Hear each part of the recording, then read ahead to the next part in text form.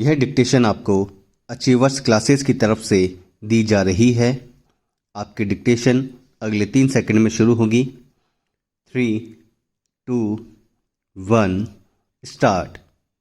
महोदय, आपने जिस उत्साह के साथ मेरा स्वागत किया है उसके लिए मैं आपको धन्यवाद देना चाहता हूँ।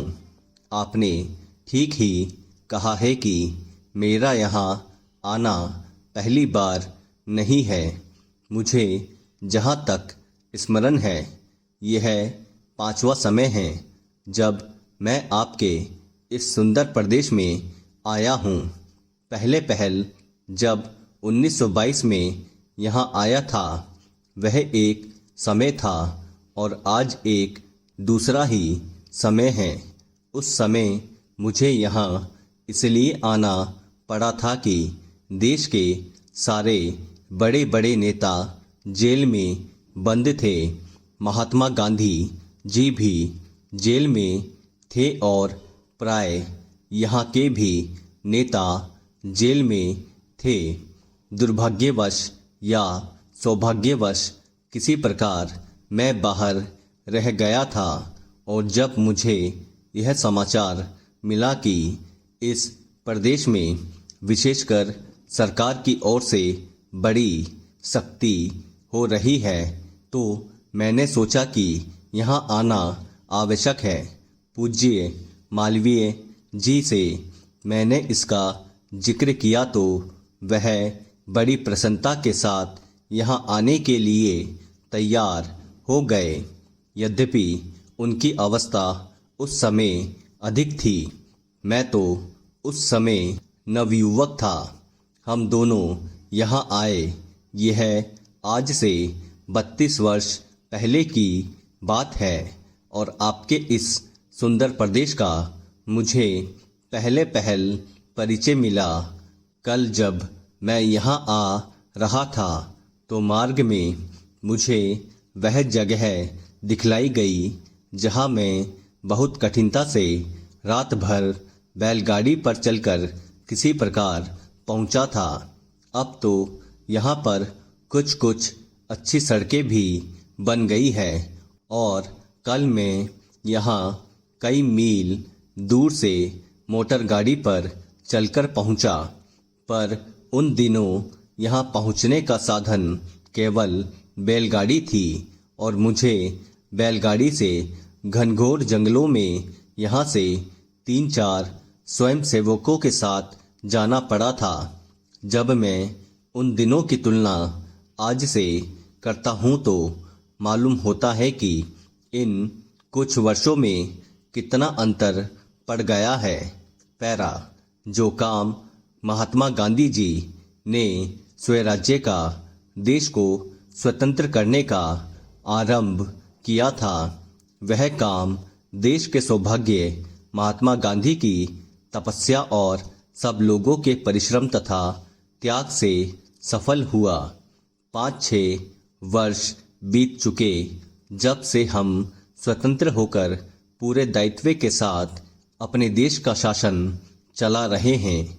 आज भारतवर्ष में ऐसा कोई स्थान नहीं है जहाँ के लोग अपना शासन स्वयं ने चला रहे हों। पैरा, महोदय, हमारा जो संविधान तैयार हुआ है उसमें भी इस बात का प्रयास किया गया है कि देश में लोकतंत्र पूरी तरह से लागू किया जाए और जनता को लोकतंत्र की सारी सुख सुविधा मिल सके। सबसे पहले मैं आपको इस बात के लिए धन्यवाद देना चाहता हूँ कि आपने मुझे इस सम्मेलन में कुछ कहने का अवसर दिया है। आपके सामने जो विषय आएंगे वे इतने महत्व के हैं कि प्रत्येक हिंदुस्तानी चाहे वह किसी भी काम में लगा हो उन पर कुछ न कुछ ध्यान अवश्य देता होगा। पैरा, यह एक मानी हुई बात है कि बच्चा जैसा तैयार किया जाता है वह बड़ा होने पर वैसा ही निकलता है। शिक्षा का काम यही है कि उसको अच्छी तरह से सुलझे तरीके पर तैयार करें और उसको इस योग्य बनाएं कि उसे जिस किसी भी काम में लगाया जाए वह उस काम को कुशलता और सफलता के साथ पूरा कर सके। हमारे देश में जो शिक्षा पद्धति अभी तक जारी है वह नई नहीं है, बल्कि यदि मैं यह कहूँ कि वह 125 वर्ष पुरानी है तो गलत नहीं होगा। 125 वर्ष पहले जिस उद्देश्य को सामने रखकर यह शिक्षा पद्धति जारी की गई थी वह उद्देश्य अब नहीं रहा, पर शिक्षा पद्धति अब तक लगभग वही है। मैं मानता हूँ कि इस बात का प्रयत्न किया जा रहा है कि उसमें परिवर्तन किया जाए जिससे हमें अपनी आवश्यकताओं की पूर्ति में सहायता मिल सके। जहाँ तक मुझे मालूम है इस काम में अभी तक हम सफल नहीं हुए हैं।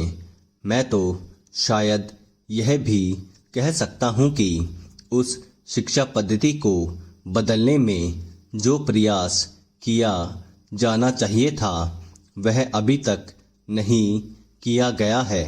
इस देश में या सभी देशों में शिक्षा के 3 भाग होते हैं। एक तो वह जिसमें छोटे छोटे बच्चों को शिक्षा दी जाती है, दूसरा वह जिसमें युवावस्था के पहले बड़े होने तक, और तीसरा वह जिसमें युवावस्था के विद्यार्थियों को शिक्षा दी जाती है।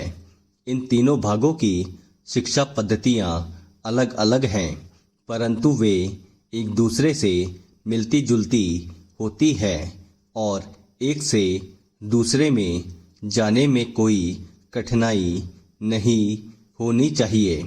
इसलिए यदि हम अपने देश की शिक्षा में सुधार चाहते हैं तो सबसे अधिक आवश्यक यह है कि सर्वप्रथम प्राथमिक शिक्षा में, उसके बाद माध्यमिक शिक्षा और फिर विश्वविद्यालय शिक्षा में सुधार किया जाना चाहिए। स्टॉप। दोस्तों, अगर आप चैनल पर नए हैं तो चैनल को सब्सक्राइब करना ना भूलें और बेल आइकन पर क्लिक करें। Thank you.